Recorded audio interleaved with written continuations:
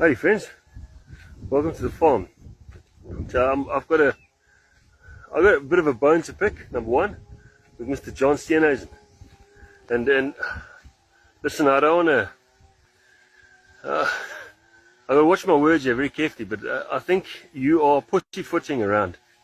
You're stuffing around with something really serious here. I just had to listen to your speech this morning about the foot and mouth, and you are jerking everybody's chain now. You're not doing bugger all. Why did you not give set dates? This thing's serious. We are losing our food.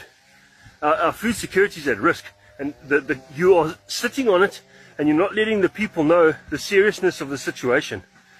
We are already running out of food in all sorts of places. Prices are spiking right up. The farmers can't sell their cattle. They can't sell any of their livestock. And you guys are fiddling around, fart-arsing, sitting in who's this auntie that works for you that's supposed to sign the shit off? She's not doing it. It was supposed to be signed off in December. No one signed it off. We can't get vaccinations out, so they can't vaccinate the cattle. And I mean, let me just calm down a bit. I'm upset here because I'm sitting here listening to your speech, and this should have been done. Everything you talked about this morning was supposed to be done in 2024. Now we're in 2026, and bugger all's been done. Bugger all. And you guys, you'll see if you can get it through to declare it a state of emergency. It's a way past that. It's a state of emergency now.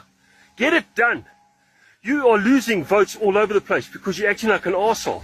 Get your shit together. Stop worrying about the frickin' politics and get your country right. Save people's lives. The farmers die, the people die. Remember that.